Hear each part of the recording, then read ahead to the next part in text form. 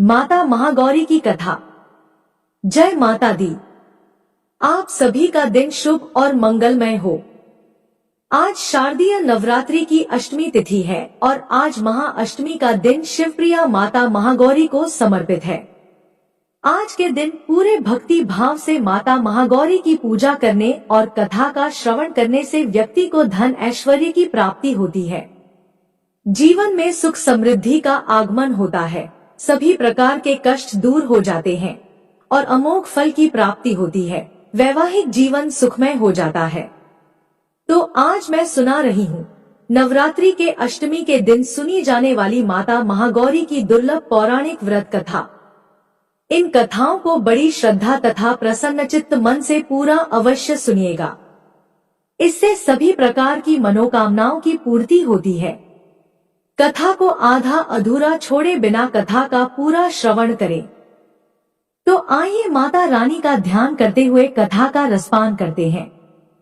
प्रिय श्रोताओं, देवी भागवत पुराण के अनुसार शुंभ और उसके छोटे भाई निशुंभ नामक दो असुरों ने इंद्रलोक पर आक्रमण कर दिया था। देवताओं को पराजित करके इन असुरों ने स्वर्ग लोक पर अधिकार कर लिया था और देवताओं को वहां से भगा दिया। स्वर्ग से निकलने के बाद देवता इधर उधर भटक रहे थे और दुखद स्थिति में थे। तब देवताओं को ध्यान आया कि मां दुर्गा ने महिषासुर का वध करने के बाद उन्हें वरदान दिया था कि जब भी आप लोगों के ऊपर कोई संकट आएगा तो मैं तुम लोगों की सहायता करूंगी और तुम्हें उस दुख से उभारूंगी। इसके बाद सभी देवता हिमालय पर्वत के पास गंगा तट पर जाकर देवी मां की स्तुति करने लगे। इधर भगवान शिव देवताओं का हाल जानते थे कि केवल माता पार्वती ही देवताओं को कष्ट से मुक्ति प्रदान कर सकती हैं। अब भगवान शिव माता पार्वती से यह सब बातें कैसे कहें, क्योंकि देवी पार्वती अपने गृहस्थी में इतनी रम चुकी थी कि वे तो भूल चुकी थी कि वे माता, पत्नी और गृहिणी होने के साथ साथ जगत जननी भी है। उन्हें जगत का कल्याण करना है। अब इसके लिए भगवान शिव ने माता पार्वती को व्यंग कसते हुए कहा, देवी, आज तो तुम काली की तरह लग रही हो। तुम्हारा गौरव कहाँ गया? जब से तुम काली का रूप धारण की थी तब से तुम्हारी काया धूमिल हो गई है। भगवान शिव के इस मजाक से देवी पार्वती नाराज हो गई और कहा, आपने मुझे काली क्यों कहा? मैंने तो सोचा था कि आप मुझे हर रूप में प्रेम करते हैं, किंतु आज आपने मेरा उपहास किया। अब मैं आपको गोरी होकर दिखाऊंगी। गौर वर्ण प्राप्त करने के लिए माता पार्वती हिमालय पर तपस्या करने चली गई। तपस्या भी उन्होंने भगवान शिव जी की। भगवान शिव उनकी तपस्या से प्रसन्न हुए और कहा, हे देवी, तुम गंगा स्नान करके आओ, इससे तुम्हें गौर वर्ण प्राप्त होगा। प्रिय श्रोताओं, शुंभ और निशुंभ का वध करने के लिए भगवान शिव ने यह लीला रची थी। जब माता पार्वती गंगा स्नान कर रही थी तभी सभी देवता भी आदि शक्ति की आराधना कर रहे थे। माता पार्वती ने देवताओं से पूछा, आप सभी किसकी स्तुति कर रहे हैं और आप पर क्या विपत्ति आई है? माता पार्वती के पूछने पर देवताओं ने शुंभ और निशुंभ के बारे में बताया कि असुरों ने देवताओं को पराजित करके स्वर्ग लोक पर कब्जा कर लिया है और तब से सभी देवता इधर उधर भटक रहे हैं। अब गंगा स्नान के दौरान माता पार्वती को गौर वर्ण प्राप्त हुआ और उनके शरीर से एक श्याम वर्ण की देवी प्रकट हुई, जिसे कौशिकी देवी कहा गया। कौशिकी देवी के प्रकट होने के बाद उन्होंने माता पार्वती को प्रणाम किया और देवताओं को उनकी रक्षा का आश्वासन दिया। अब माता पार्वती की आज्ञा अनुसार माता कौशिकी हिमालय के रमणीय क्षेत्र में चली गईं और वहां उन्होंने शुंभ और निशुंभ को युद्ध के लिए ललकारा। देवी कौशिकी ने शुंभ और निशुंभ समेत उसकी पूरी सेना का अंत कर दिया। शुंभ और निशुंभ असुरों का अंत करने के बाद भगवान शिव ने माता पार्वती को समझाते हुए कहा कि उन्हें काली कहकर व्यंग करने के पीछे का उद्देश्य देवी कौशिकी का जन्म था, ताकि वह देवताओं की मदद कर सके और उन्हें फिर से स्वर्ग लोक की प्राप्ति हो सके। बिना इस व्यंग के शुंभ और निशुंभ का वध संभव नहीं था। इस प्रकार माता पार्वती के शरीर से प्रकट होने के कारण देवी कौशिकी उनकी पुत्री कहलाई। देवी कौशिकी को उग्र तारा भी कहा जाता है। वहीं एक अन्य कथा के अनुसार मां महागौरी ने देवी पार्वती रूप में भगवान शिव को पति के रूप में प्राप्त करने के लिए कठोर तपस्या की थी। एक बार भगवान भोलेनाथ ने पार्वती जी को देखकर कुछ कह दिया, जिससे देवी का मन आहत हुआ और माता पार्वती तपस्या में लीन हो जाती है। इस प्रकार वर्षों तक कठोर तपस्या करने पर पार्वती जी नहीं आती हैं, तो पार्वती जी को खोजते हुए भगवान शिव जी उनके पास पहुंचते हैं और वहां पहुंचते ही देवी पार्वती को देखकर आश्चर्यचकित रह जाते हैं। पार्वती जी का रंग अत्यंत ओजपूर्ण होता है। उनकी छटा चांदनी के समान श्वेत और कुंदन के फूल के समान दिखाई पड़ती है। उनके वस्त्र और आभूषण से प्रसन्न होकर भगवान शिवजी देवी उमा को गौर वर्ण प्रदान कर देते हैं और देवी विद्युत के समान अत्यंत कांतिमान और गौर वर्ण की हो जाती हैं। तथा तभी से इनका नाम गौरी पड़ा। महागौरी रूप में देवी स्नेहमय, शांत और मृदुल दिखाई देती है। वहीं महागौरी जी से संबंधित एक अन्य कथा भी प्रचलित है। इसके अनुसार एक सिंह बहुत भूखा था। वह भोजन की तलाश में वहां पहुंचा जहां देवी उमा तपस्या कर रही थी। देवी को देखकर सिंह की भूख बढ़ गई, परंतु वह देवी की तपस्या से उठने का इंतजार करते हुए वहीं बैठ गया। इस इंतजार में वह बहुत कमजोर हो गया। देवी जब तब से उठी तो सिंह की दशा देखकर उन्हें उस पर बहुत दया आई और मां उसे अपना सवारी बना लेती है, क्योंकि एक प्रकार से उसने भी तपस्या की थी। इसीलिए देवी गौरी का वाहन बैल और सिंह दोनों है। मां दुर्गा का अष्टम स्वरूप महागौरी है। महागौरी की 4 भुजाएं हैं। इनकी दाई भुजा अभय मुद्रा में है और नीचे वाली भुजा में त्रिशूल है। बाईं भुजा में डमरू और नीचे वाली भुजा से देवी गौरी भक्तों की प्रार्थना सुनकर वरदान देती है। जो स्त्री इन देवी की पूजा भक्ति भाव सहित करती है, उसके सुहाग की रक्षा देवी स्वयं करती है। जब कुंवारी कन्या मां की पूजा करती है तो उसे योग्य वर प्राप्त होता है। पुरुष जो देवी गौरी की पूजा करते हैं, उनका जीवन सुखमय रहता है। देवी उनके पापों को जला देती हैं और शुद्ध अंतःकरण देती हैं। मां अपने भक्तों को अक्षय आनंद और तेज प्रदान करती है। इनका स्वरूप गौर है, इसीलिए यह महागौरी कहलाती है। जय हो माता महागौरी। बहुत समय पहले की बात है। दक्षिण भारत के रामेश्वरम में समुद्र तट पर एक गांव था। उस गांव में रत्नाकर पंडित रहते थे। पंडित रत्नाकर शिवजी और माता आदि शक्ति के बड़े भक्त थे। उस गांव में पंडित रत्नाकर का मान सम्मान तो बहुत था, पर उनके कोई संतान नहीं थी। पंडित रत्नाकर की पत्नी हमेशा मां आदि शक्ति से संतान की मन्नत मांगती रहती थी। उन्होंने लगातार कई वर्षों तक मां की पूजा अर्चना की। कई सालों से संतानहीन पंडित रत्नाकर की पत्नी की प्रार्थना एक दिन माता ने सुन ली और वह गर्भवती हो गई।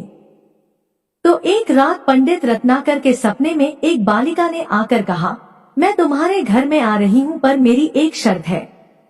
मैं जो कुछ करना चाहूँ तुम मुझे रोकोगे नहीं। पंडित रत्नाकर को यह आभास हो गया था कि मां आदि शक्ति के सत, रज और तम को दिखाने वाले 3 रूप महासरस्वती, महालक्ष्मी और महादुर्गा ने मिलकर ही इस कन्या का रूप लिया है। समय आया और माता की कृपा से इस दिव्य कन्या का जन्म हुआ। पंडित रत्नाकर को यह पता चल गया था कि यह कन्या मां आदि शक्ति ने धर्म की रक्षा के लिए ही प्रकट की है। पंडित रत्नाकर उसी भाव से कन्या का लालन पालन करने लगे। तीनों महाशक्तियों के मिलन के उस स्वरूप को उन्होंने त्रिकुटा नाम दिया और उस बच्ची का नाम रखा त्रिकुटा। त्रिकुटा का स्वभाव जन्म से ही अनोखा था। बचपन से ही वह पूजा पाठ और धार्मिक कार्यक्रमों को देखकर प्रसन्न होती थी। त्रिकुटा को यह पता चल गया था कि भगवान विष्णु ने ही भगवान श्री राम के रूप में धरती पर अवतार ले लिया है। त्रिकुटा ने यह संकल्प ले लिया कि वह भगवान श्री राम से ही विवाह करेंगी, अन्यथा आजीवन कुंवारी ही रहेंगी। त्रिकुटा ने अपने पिता से कहा कि वह रामेश्वरम के तट पर रहकर तपस्या करना चाहती हैं। शर्त के अनुसार पंडित रत्नाकर ने उन्हें नहीं रोका। 10 वर्ष की उम्र से ही त्रिकुटा समुद्र तट पर एक कुटिया बनाकर रहने लगी और भगवान श्री राम को पति मानकर उनको पाने के लिए कठोर तपस्या करने लगी। इसी तरह कठोर तपस्या करते करते त्रिकुटा को बहुत वर्ष बीत गए। सीता हरण के बाद भगवान श्री राम अपने भाई लक्ष्मण के साथ वानर सेना लेकर सीता की खोज करते हुए रामेश्वरम पहुँचे। श्री राम को पुल बंध जाने तक वहां ठहरना था। भगवान श्री राम एक दिन विचरण कर रहे थे, तभी समुद्र तट पर एक तेजस्विनी ध्यान मग्न कन्या को देखकर बहुत चकित हुए। उस कन्या के तप से वह स्थान अलग ही रोशनी से प्रकाशित हो रहा था। भगवान श्री राम उस कन्या के तपोस्थल तक पहुँचे। भगवान ने उस कन्या से पूछा, तुम कौन हो देवी, और इतनी कम उम्र में इतना कठोर तप क्यों कर रही हो? ऐसी क्या अभिलाषा है जिसके लिए ऐसा घोर तप करने को विवश हो? उस कन्या ने भगवान को नम्रता पूर्वक प्रणाम करके अपना परिचय पंडित रत्नाकर की पुत्री त्रिकुटा के रूप में दिया और फिर अपनी प्रतिज्ञा बताई। त्रिकुटा जान गई थी कि उनके सामने साक्षात भगवान श्री राम जी ही खड़े हैं, इसलिए उन्होंने निवेदन किया कि आप मुझे पत्नी के रूप में स्वीकार कर लें। इस पर भगवान श्री राम ने कहा, हे देवी, यह संभव नहीं है। मैं एक ही पत्नी के संकल्प से बंधा हूँ। अपनी पत्नी के अपहरणकर्ता को दंड देने के लिए यहाँ तक सेना सहित आया हूँ। त्रिकुटा को यह सुनकर बड़ा ही दुख हुआ। त्रिकुटा ने अपने कठोर तप का वास्ता दिया और भगवान से विवाह करने की पुनः याचना की। त्रिकुटा ने कहा, हे प्रभु, क्या मेरा यह तप व्यर्थ हो गया? मेरे तप में क्या वह शक्ति नहीं है कि आपको प्राप्त कर सकूं? अगर मेरा तप अभी कम है तो मैं इससे और कठोर तप करूंगी और तब तक जारी रखूंगी जब तक मेरी अभिलाषा पूरी नहीं हो जाती। भगवान श्री राम ने कहा, जब मैं सीता का पता लगाकर लौटूंगा तब तुम्हारे पास आऊंगा। यदि तुम मुझे पहचान लोगी तो मैं तुम्हारी इस बात पर सही निर्णय करूंगा। त्रिकुटा को इस बात से बड़ी ही प्रसन्नता हुई कि उनका तप सफल है, क्योंकि भगवान ने उन्हें वचन दिया। अब उन्हें अपने स्वामी की प्रतीक्षा में सफल होना है। इस प्रसन्नता के भाव से व्यवल त्रिकुटा का उत्साह और भी बढ़ गया। त्रिकुटा ने और कठिन तपस्या करना शुरू कर दिया। उनके तप का प्रभाव ऐसा था कि उनकी कुटिया के आसपास का पूरा क्षेत्र एक अलग ही प्रकाश से प्रकाशमान होता था। अब भगवान श्री राम ने रावण का वध किया और विभीषण को लंका का राजा बनाकर अपनी पत्नी, भाई और समस्त सेना के साथ वह अपनी अयोध्या नगरी लौटने की तैयारी करने लगे। भगवान श्री रामचंद्र जी लंका विजय के बाद पुष्पक विमान पर सवार होकर लौट रहे थे। उन्हें त्रिकुटा को दिया हुआ अपना वचन भी पूरा करना था। रामेश्वरम के तट पर पहुंचते ही भगवान श्री राम ने विमान रुकवा दिया। सभी आश्चर्य में पड़ गए तो प्रभु श्री राम ने उन्हें कुछ पल प्रतीक्षा करने को कहा। इसके बाद वह अकेले ही चल पड़े। सारी सेना भगवान की आज्ञा के अनुसार वहीं ठहरकर उनकी प्रतीक्षा करने लगी। भगवान श्री राम ने एक बूढ़े ब्राह्मण का भेष धारण कर लिया और देवी त्रिकुटा के पास पहुँचे। प्रभु उनके साथ थोड़ी देर तक रुके पर त्रिकुटा उन्हें पहचान न सकी। तब भगवान श्री राम अपने असली रूप में आ गए और उन्होंने त्रिकुटा से कहा, हे देवी, मैं आपको दिए वचन के अनुसार आपके पास आया था, परंतु आप इस परीक्षा में सफल नहीं हुई। वैसे भी इस जन्म में देवी सीता से विवाह कर मैंने एक पतिव्रत का प्रण लिया है, इसीलिए तुम्हारे साथ विवाह तो असंभव ही था। प्रभु श्री राम के मुख से इस प्रकार की बातें सुनकर देवी त्रिकुटा कुछ निराश हो गई। भगवान ने उनकी मनोस्थिति समझ ली और मधुर वचन में बोले, हे देवी, आपको निराश होने की आवश्यकता नहीं है। तुम्हारा यह संकल्प मैं पूरा करूंगा, लेकिन इस युग में तो मैं एक ही पत्नी व्रतधारी होने के कारण विवश हूँ। लेकिन कलयुग में जब मैं कल्कि के रूप में अवतार लूंगा, तब मैं तुम्हें अपनी पत्नी के रूप में अवश्य स्वीकार करूंगा। तब तक तुम हिमालय स्थित त्रिकूट पर्वत पर जाकर तप करो और मेरे अवतार की प्रतीक्षा करो। भगवान श्री राम ने त्रिकुटा को वरदान देते हुए कहा, तुम भक्तों के कष्ट और दुखों का नाश करते हुए इस संसार का कल्याण करती रहो। श्री विष्णु का अंश होने, उनके कुल में अवतार होने तथा विष्णु पूजन होने के नाते सारा संसार तुम्हें माता वैष्णो देवी के रूप में पूजेगा। जो भी भक्त भक्ति भाव से तुम्हारी पूजा अर्चना करेंगे उन्हें तुम सर्वस्व प्रदान करोगी। भगवान श्री राम यह वरदान देकर चले गए। त्रिकुटा भगवान श्री राम से मिले इस वचन से अत्यंत प्रसन्न थी। उन्होंने प्रभु के आदेशानुसार संसार के कल्याण का संकल्प लिया। त्रिकुटा उत्तरी भारत के माणिक पर्वत श्रृंखला के 3 पहाड़ियों वाले त्रिकूट पर्वत पर तप करने के लिए आ गई और वहीं पर माता वैष्णो देवी के नाम से विराजमान है। भगवान श्री राम का वरदान होने के कारण वैष्णो देवी भक्तों की सभी मनोकामनाएं पूरी करती है। इसीलिए माता का स्वरूप कुंवारी है। त्रिकुटा भगवान श्री हरि के कल की अवतार की प्रतीक्षा कर रही हैं। तो एक बार प्रेम से बोलिए, अम्बे मां की जय।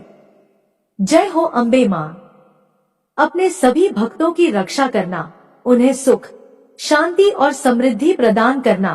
प्रिय श्रोताओं, इसके साथ ही अब अन्न धन का भंडार भरने वाली माता अन्नपूर्णा की कथा का श्रवण करते हुए कथा का समापन करते हैं।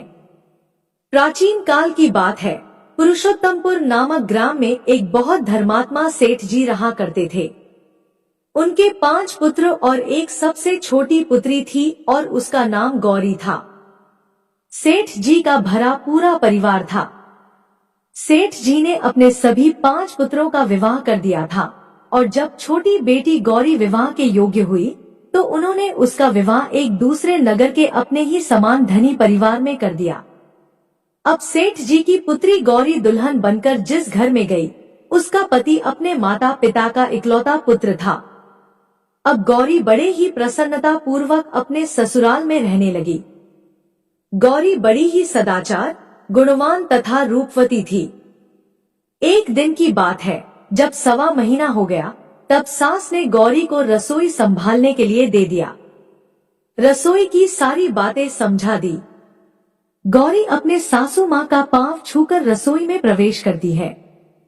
तब सास ने कहा, बहू, रोज सुबह जल्दी उठकर पूजा पाठ करके रसोई में प्रवेश करना, फिर खाना बनाना। रोटी बनाते समय पहली रोटी गाय को और अंतिम रोटी कुत्ते को बनाना मत भूलना। इस प्रकार सास ने गौरी को सब कुछ समझा दिया।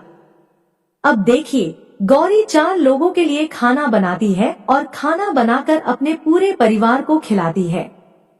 जब अंत में खुद खाने के लिए बैठी, तब वह देखती है कि उसके लिए तो रोटी बची ही नहीं। अब क्या करें? वह चावल, दाल और सब्जी खाकर पानी पी लेती है। अब जब शाम होती है, तब गौरी ने सुबह से ज्यादा आटा लगाया और रोटी सब्जी बनाकर रख देती है। जब रात्रि में सब लोग खा लेते हैं, तो फिर से जब गौरी खाने के लिए बैठी और रोटी का डब्बा खोलती है, तो उसमें एक भी रोटी नहीं थी। यह देखकर उसे बड़ा ही आश्चर्य होता है कि उसने तो सुबह से भी ज्यादा आटा लगाया था, लेकिन रोटियां बची ही नहीं।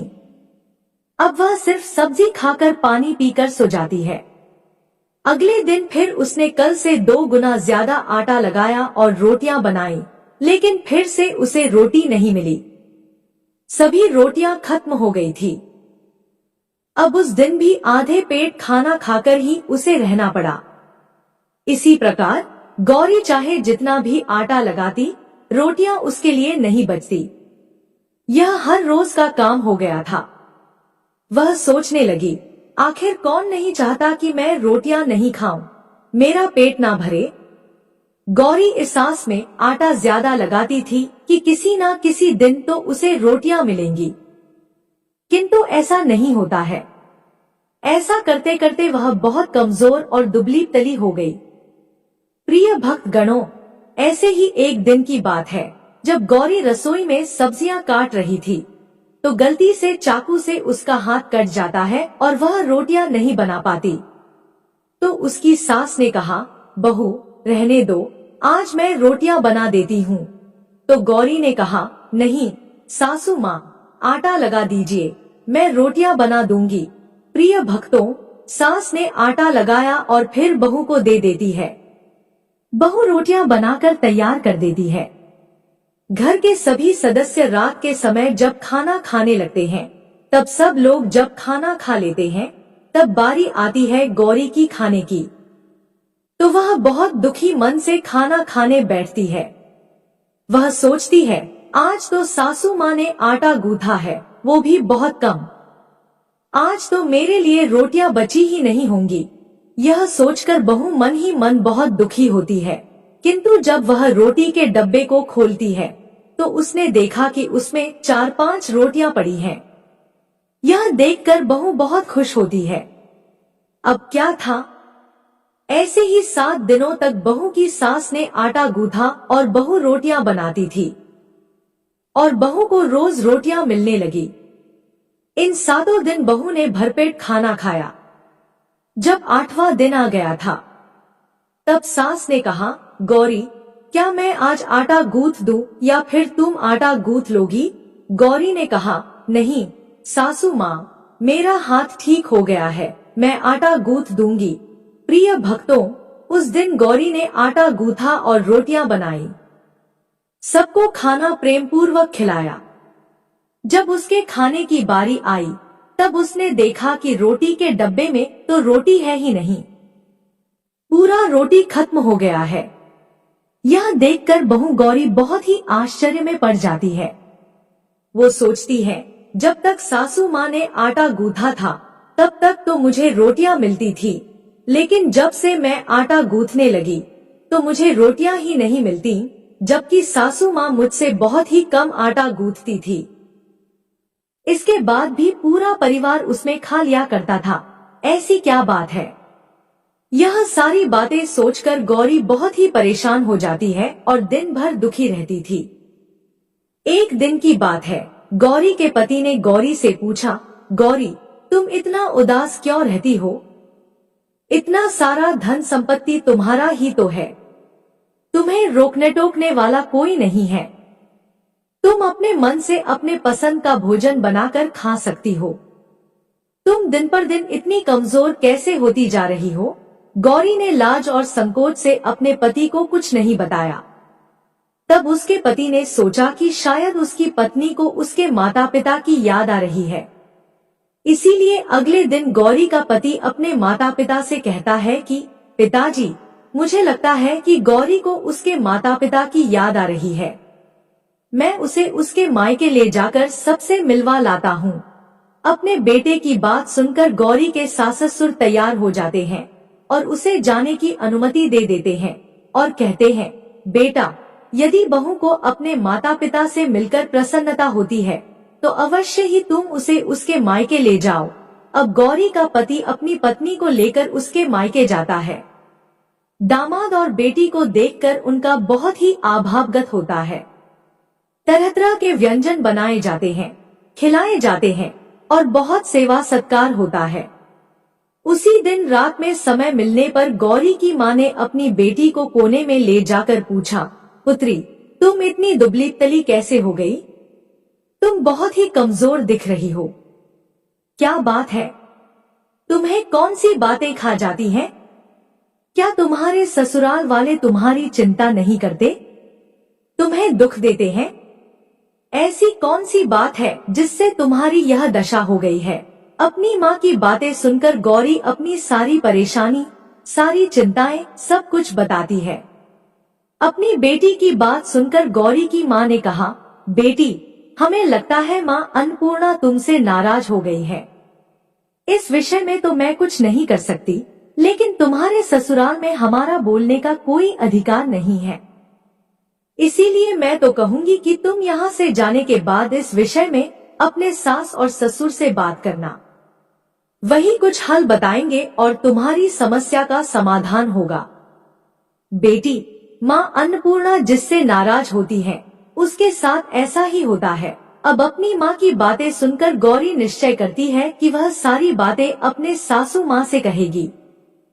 अब जब सुबह का समय होता है, तो गौरी अपने माता पिता से विदाई लेकर अपने ससुराल आ जाती है। ससुराल आने के बाद वह अपने सास, ससुर और पति से सारी बातें कह सुनाती है। वह कहती है, माँ जी, जब से मैंने रसोई संभाला है और खाना बनाती हूँ, तब से मुझे एक भी दिन रोटियां नहीं बचती। मैं बिना खाए ही सो जाती हूँ। कभी कभी तो पानी पीकर सो जाती हूँ और कभी कभी चावल सब्जी खाती हूँ। रोटी तो मुझे मिलती ही नहीं है। और माँ जी, आपको याद है, मेरा हाथ कटा था तब आप उस समय आटा गूंथा करती थी, और वह भी बहुत कम मात्रा में, फिर भी मुझे रोटियां बचा करती थी और मैं भरपेट खाना खाती थी। लेकिन अब जब मेरे हाथ का घाव ठीक हो गया है, तब से मैं फिर से आटा गूंथने लगी और रोटियां बनाने लगी। अब मुझे फिर से रोटियां नहीं बचती। मैं आधे पेट ही खाना खाती हूँ। अपनी बहू की बातें सुनकर सास को सब कुछ समझ में आ गया। उसने कहा, बहू, यह शायद मेरी ही गलती है। मैंने तुम्हें सब कुछ बताया, सब कुछ सिखाया, लेकिन एक बात तो बताना भूल ही गई। ऐसा कहकर सास अपनी बहू का हाथ पकड़कर रसोई में ले जाती है। एक परात में आटा निकालकर उस आटे को अच्छे से गूंथती है। गूंथने के बाद उस गुथे हुए आटे पर अपने उंगलियों के 5 छाप लगा देती है और कहती है, बहू, यह माँ अन्नपूर्णा का छाप होता है, उनका चिन्ह माना जाता है। आटा लगाने के बाद कोई भी स्त्री इस तरह छाप लगाती है तो उसके घर में बरकत होती है। इसका अर्थ यह है कि माँ अन्नपूर्णा की कृपा सभी परिवार वालों पर बरसे और कोई भी सदस्य भूखे पेट न सोए। बहू, मैं तुम्हें ऐसा बताना भूल गई। आज से तुम आटा लगाते वक्त आटे पर अपने 5 उंगलियों का छाप छोड़ देना और माँ अन्नपूर्णा तुम्हारे ऊपर अवश्य ही कृपा करेंगी। तुम कभी भी खाली पेट या भूखे पेट नहीं सोवोगी। यह बरकत का चिन्ह होता है। अब अपने सासू माँ की बात सुनकर बहू हर रोज आटा गूंथती और फिर उस पर अपने 5 अंगुलियों की छाप छोड़ देती और फिर रोटियां बनाती। अब बहू को भी हर रोज रोटियां मिलने लगी।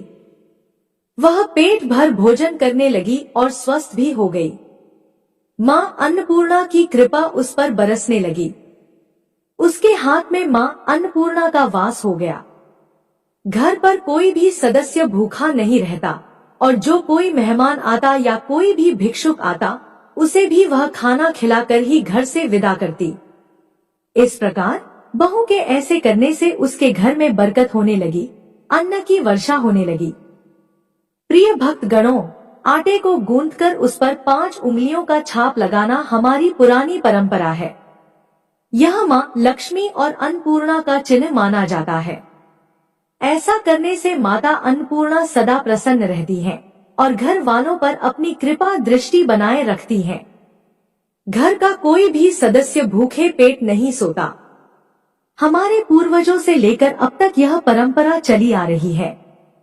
सभी माताएं बहनें अपने 5 उंगलियों की छाप आटे पर अवश्य ही लगाती हैं और माँ अन्नपूर्णा से प्रार्थना करती हैं कि सबका पेट भरना, सबका कल्याण करना और घर में अन्नधन की वर्षा करना।